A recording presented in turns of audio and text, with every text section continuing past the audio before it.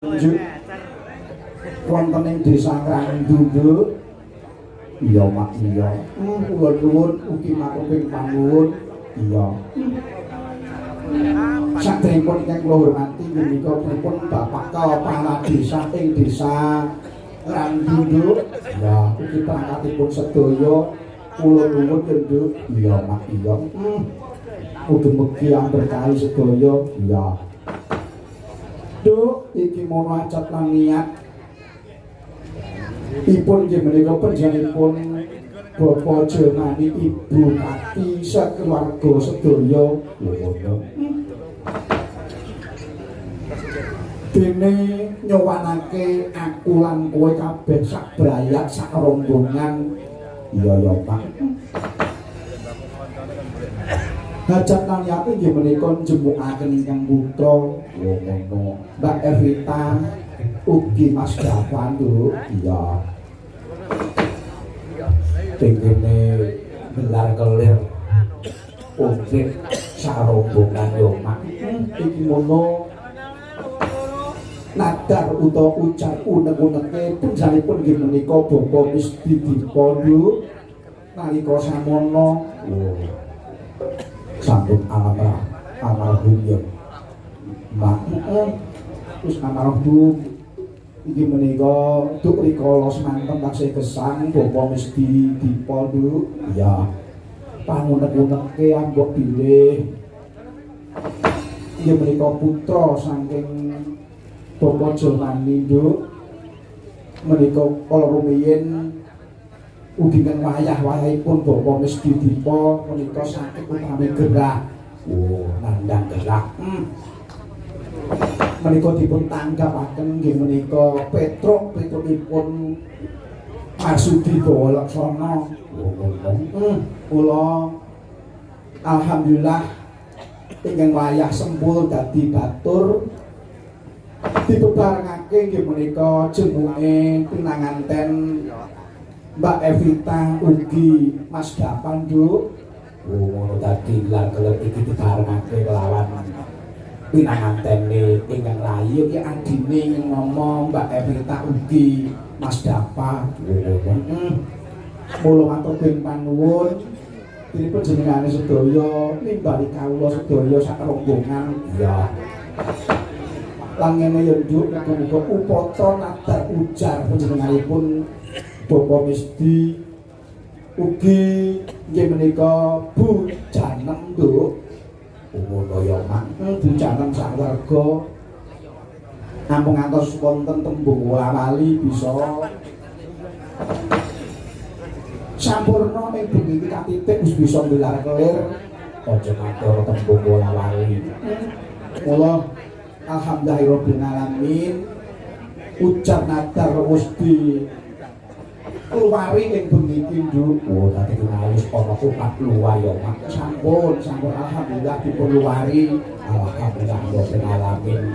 Mugi-mugi saktosipun panggih rahayu jeneng sami kala tansah bagas rasen lariyah, tansah berkah barokah keluarga, rezeki tambah kathah, manfaat maslahah ibu badan akhirah. Allahumma amin. Alhamdulillah. Apa Mak?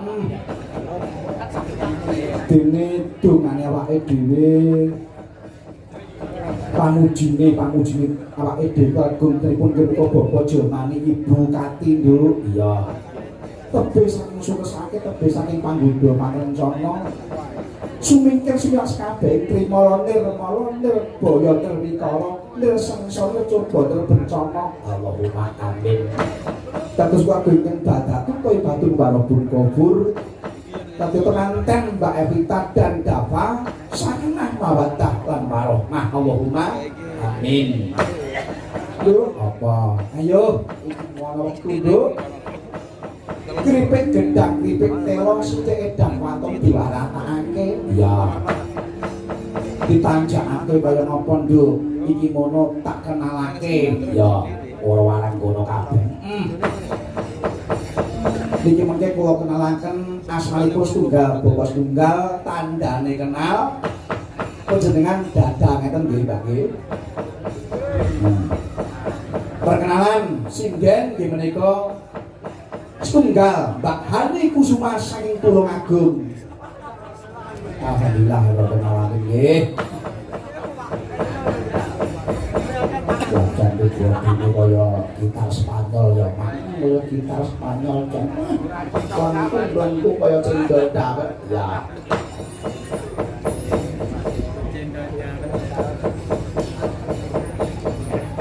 Nggih.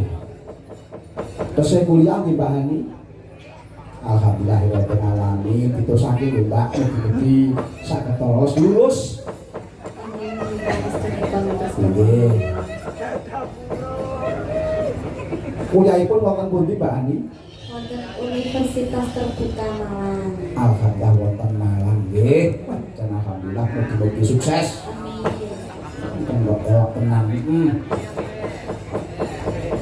Nggih terus saklajengipun Waranggono saterusipun Mbak Arimami saking Kota Wonogiri. Alhamdulillah kanggo elok tenan. Iya. Obahe ngarep tok, mrene ora. Nggih Mbak Arimami. Iki tesih kuliah Mbak Arimami. Napa sampun sudah? Sampun wisuda. Alhamdulillah. Nggih, luar biasa nggih. Saking Wonogiri terkenal tiwule. Mendul kaya tiwul. Ini kados tiwul kula ki mendul-mendul. Ning tiwul putih kok. Dalam Tiwul kuwi tiwul putih. nek ngen kula anu apa? Iya. Ireng. Wah. Berapa bocah iki? Lho, eco sing ireng nek tiwul niku lho. Eco sing ireng? Eco sing ireng. Percaya aku. Tenang, nek tiwul sampeyan kok tiwul sampeyan. Tiwul Wonogiri jelas. Sekor tiwul kuwi pokoke nangkleng. Terus dibumbu karo kulipan. Diklepik-klepik jas iki. Wayang. Rempeyek teri jamane terong. Iya. Tapi matur nuwun terus sak teruse Waranggono Mbak Fitri saking Badekan Ponorogo. Alhamdulillah, jan saya iki. Mongah niku. Sing mongah. Ngomong-ngomong sing delok kaya ngene nek ono meneng sing delok wah polahe iki jan. Lah nggih. Niku sing nonton nggih. Nuwun. Sing nonton niku. Nggih ya termasuk kula ngene iki. Niku mongah-mongah apa ngangah-ngangah? Napa, Pak? Lah, niku Tenan kok Nduk Fitri ini ora kenceng ngono wis pokoke bahaya. Nggih, sok dikencengi. Nggih, sok dikendoni. Ngoten. Lah nek ngene terus kenceng terus. Iya. Nggih, alhamdulillah Mbak Fitri saking Badekan. Saterusipun profesi Mbak Fitri kesupen kula profesi. Nggih, kula nek enjing menika dados guru. Oh, alhamdulillah guru. Nggih, guru. Mulai siang dugi sonten dugi dalu ngeten iki. Nah, niku dados biduan. Nggih, lek enjing nika ingkang kula rumat menika TK. Oh. Taman kanak-kanak. Nah, lek nek dalu ngeten iki nggih sami TK-ne. Oh, nggih. Ning nggih benten jurusane. Pokoke intine Mbak Fitri iki pengajar to. Nggih, alhamdulillah. Lah kae si guyu kae yo murite kae. Kae ora pengajar ning kurang ajar. Sing kae taman kaplak-kaplak. Iya. Nggih. Nggih matur nuwun Mbak Fitri. Sebenarnya iki. Terus sakurusipun nggih menika Mbak Venezuela. Mbak Sela. Luar biasa, bocah kono guyu wis kaya bilang amblek kaya ngono. Kowe tak kempit-kempit to. Apa Duk? Ampun ampun. Wong urung tak kapak-kapake kok ampun. Ndak meneh tak kapak-kapake. Nek belajar yo ya belajar. Pokoke belajar kendel nggih. Terus sekolah. Kelas pinten Cahayu? Kelas 3 SMP. Loh. Telu SMP. Ini wis gede lho. Dari apa-apa wis gede SMP. Ini sing tak maksudnya gelegermu wis saka ngisor sampai tekan dhuwur iki kok iso. Masya Allah. Kok wis gede ngono maksudku ngono. Ya ya, pokoknya intinya dunake sukses ya dari Cahayu. Jadi pokoknya Cang Waranggono ini pokoknya sing kendel, suwani ngisin, nek sing teng ora ngisin-ngisini ya. Aja luar biasa. Terus menika Mbak Mutiara. Alhamdulillah. Mereka saking Badekan Ponorogo Mbak Mutiara. Kira-kira sing iki nggih dikapak-kapakne mboten? Ora sih, saya ngomong ya sing sabar to, Ngger. Wong kuwek iki apa lho? Niki yo gromong tok kok. Enek yo meneng, ora enek yo. Kok ngomong bulan ya. Ya nek gawe terus. Ngawur kok pas. Ini yo Ngger yo. Sing penting iki mau karek umuke wong tuwa iki lho. Menan. Isine blas. Yoga iki kudu ngobor ya. Yo Mbak Mutiara. Tasih sekolah kuliah? Tasih. Kuliah. Wonten ing Solo nggih. Nggih. Wonten ing Surakarta semester? Semester 5.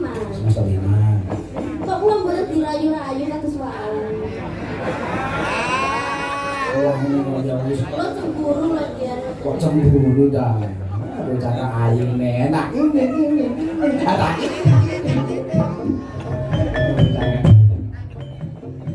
Asal kok antuk dikono bingung. Ya aja ngono wong kabeh mangke.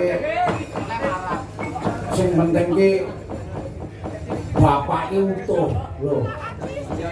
Wis to utuh. Budal utuh mulih utuh sing penting.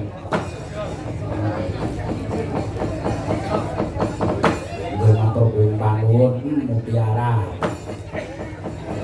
Cobi saterusipun menika namipun Mbak Tinar saking Kota Wonogiri.